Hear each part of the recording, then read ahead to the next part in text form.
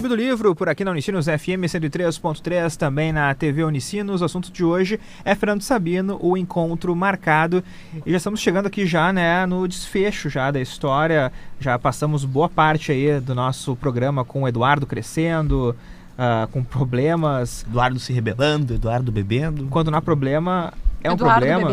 Eduardo bebendo. Eduardo sempre, né, bebendo realmente. E o final é um final que... Eu até, na verdade, como eu falei no começo do programa, né, o encontro marcado pra mim sempre foi um encontro marcado com a morte.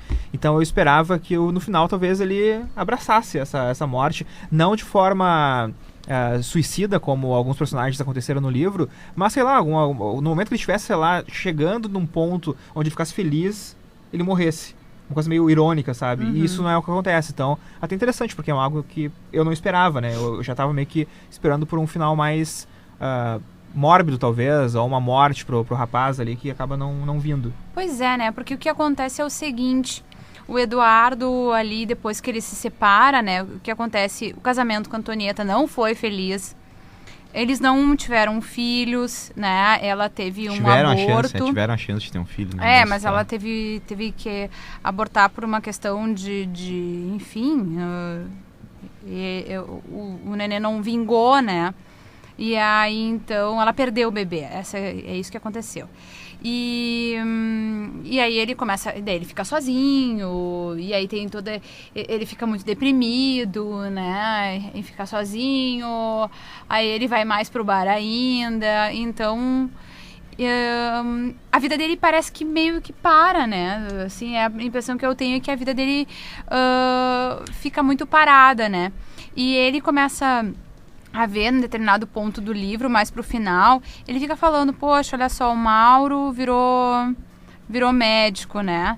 O Hugo virou professor, aí o fulano tá escrevendo não sei aonde, nananana, e eu tô aqui, parado aqui, sem evoluir, sem nada, sem perspectivas, né? E como se eu dissesse, eu que era o mais especial de todos, estou aqui, né? Não conseguiu usar as oportunidades que ele ganhou também, ou talvez não criou oportunidades suficientes para conseguir, né, os objetivos que ele gostaria. Eu fiquei chateada, assim, com o final do livro, fiquei um pouco deprimida, assim, porque eu esperava que ele ia dar uma volta por cima, eu esperava que ia ter uma coisa positiva, né? Eu esperava um desfecho com uma ação, assim, mais significativa, digamos assim. O Eduardo tomava um jeito, acabava se fixando na carreira de escritor, ou virava um bêbado, realmente contador de histórias, alguma coisa do gênero. Mas ele ficou naquele... Como eu disse no começo, esse livro poderia continuar a história, de onde parou, tendo qualquer desfecho, digamos, tomando qualquer rumo para a vida do Eduardo. Pegar o gancho agora do Douglas, porque ele falou, virar um contador de histórias. A gente acabou esquecendo de comentar um personagem, agora não vou lembrar o nome dele, mas aquele senhor mais velho... Germano. Que é muito... Ele é o Chapeleiro Maluco. Ele é o Chapeleiro Maluco da Alice País das Maravilhas no livro do... Não tinha pensado por esse ângulo. Porque ele conta histórias completamente nonsense e conversa com o Eduardo, conversa com a Antonieta também. Não, você está errado, não sei o que. Ele é muito... E ele é bem assim, eu estou certo, né? Ele é bem... Ele acho que meio que representa a sabedoria, assim, do... Mas uma sabedoria meio torpe, assim, uma coisa meio, sabe, que nunca tá meio correta, ou sei lá, é meio maluco mesmo. Então até que ele acaba num hotel lá, caindo nos pedaços, que só ele tava morando ainda, né? Então muito bom esse personagem. Ele é bem excêntrico, né? E tu, Camila, o que tu achou do final do livro? Bom, eu gostei, eu tava até, enquanto vocês falavam de que achavam que ia ter tal final, eu acho que justamente essa é a surpresa, porque a gente fica esperando um decorrer da narrativa, vai acontecer alguma coisa, ele vai se recuperar, sei lá, vai voltar pra mulher, ou vai encontrar alguém, vai buscar a felicidade, que eu acho que é uma ânsia que ele tinha em toda a história, e no fim acaba não acontecendo nada de tão relevante assim, né?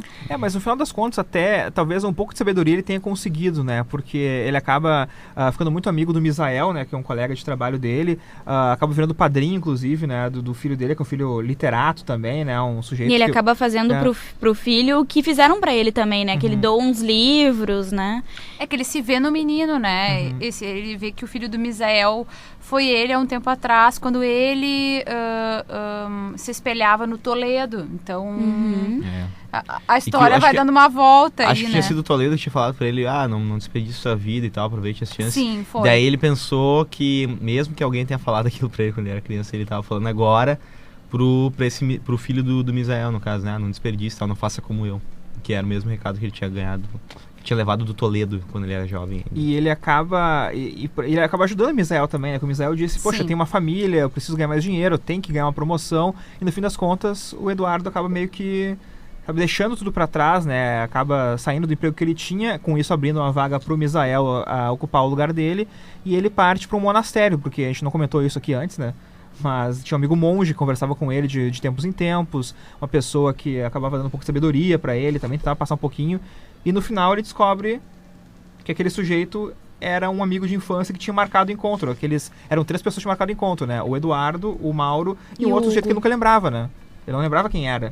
Então daí era esse sujeito aí que acaba o aceitando no monastério. Isso, e aí ele diz que nesse final do livro ele larga, né, o emprego e tal, e enfim, abre essa vaga pro amigo Misael, porque ele queria viajar, né?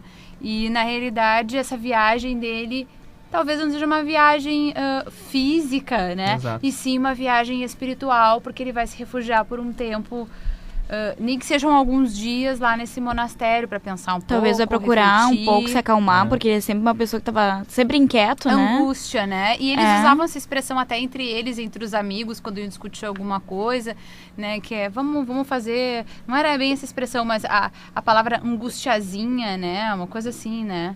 E novamente, neste trecho, não sabemos a idade do querido. Sim. No começo de sua recuperação, uma coisa que eu fiquei também curioso em saber. E é legal o final aqui, ó. Vim por 1 ou 2 dias, depois calou-se. Não tinha importância também o que lhe aconteceria depois. Assim que termina. Não importa o que acontece com o Eduardo depois também, porque o que importa é que a gente acabou observando até aquele momento ali, né? E tu falou antes, Douglas, até fora do ar, eu queria que tu repetisse o que tu tinha dito, até pra gente poder comentar um pouco sobre isso, sobre a forma como o livro ele é escrito, que ele não te coloca num tempo certo, né? Ele não diz, por exemplo, em que época tá se passando, né? O livro de forma bem pontual, né? Em partes do livro é possível notar a idade e até o ano que se passa a história. Por exemplo, ali tem uma parte mais no começo do livro em que ele fala da guerra e cita até o Hitler, fala de um álbum de uma banda e fala de um filme. Eu até fui procurar o filme, ele é de 1941, se eu não me engano. Cidadão Kane. Exatamente. E daí fala de um cantor de jazz, provavelmente da década de 20, 30, 40, 50, por ali. É mais ou menos essa época. E tem algumas partes que é difícil ele identificar. Tem aquela parte que ele fala que eu já citei antes. O garoto tinha apenas 7 anos, quando citava algum diálogo dele com a empregada e tal da casa, com os pais. Depois fala que ele tinha, acho que 15 anos, quando ele vendeu o seu primeiro artigo, o seu primeiro conto, alguma coisa assim, não lembro exatamente a forma de escrita que ele tinha vendido. Aí fala do noivado, do casamento ali por 20, 21 anos, das idas e vindas dele nos bares e tal, ali por essa idade.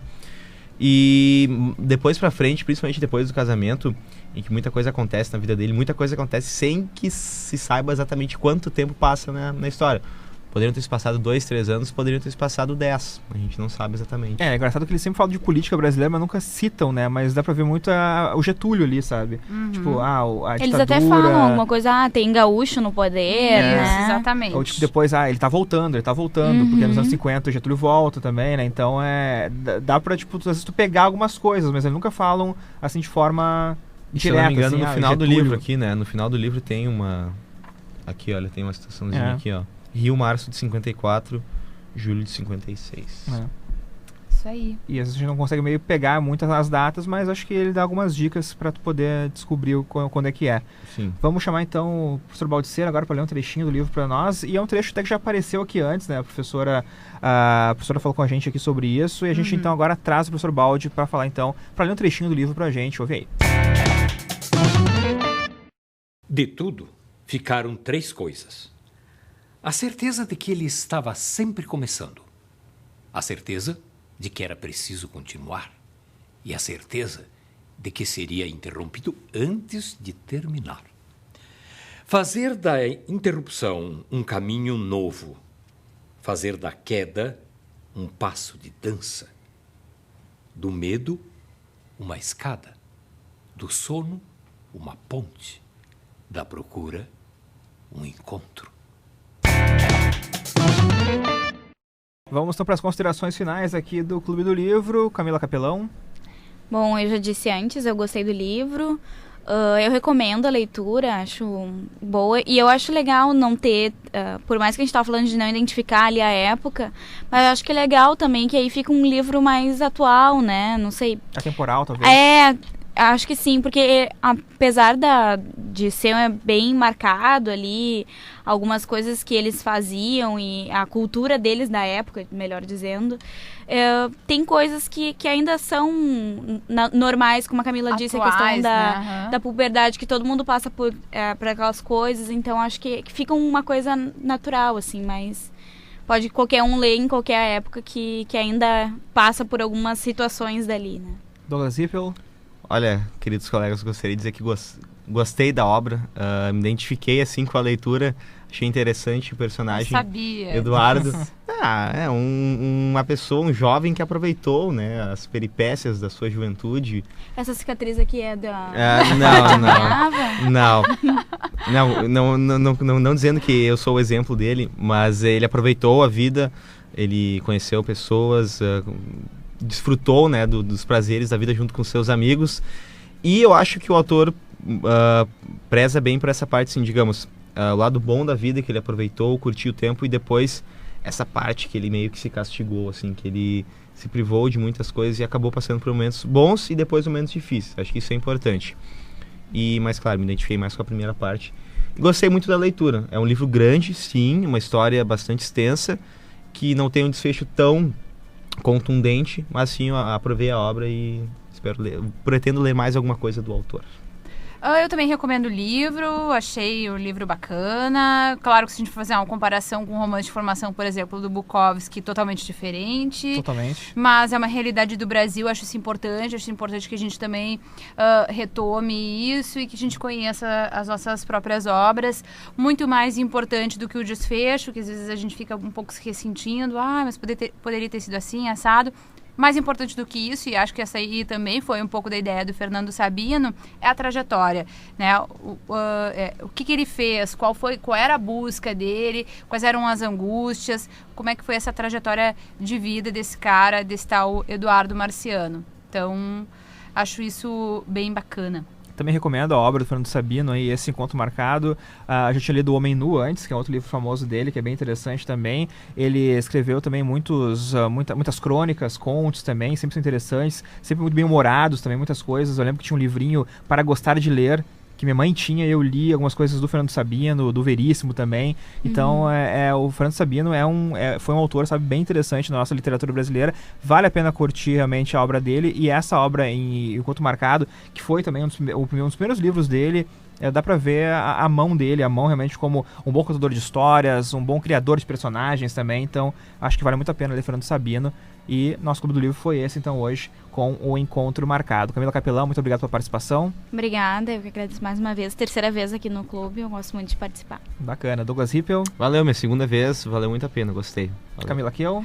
Minha 45ª vez, muito obrigada. Mentira, foram mais. Mas é sempre um prazer estar aqui. Maravilha, então. Até a próxima semana com mais Clube do Livro. Grande abraço e até a próxima.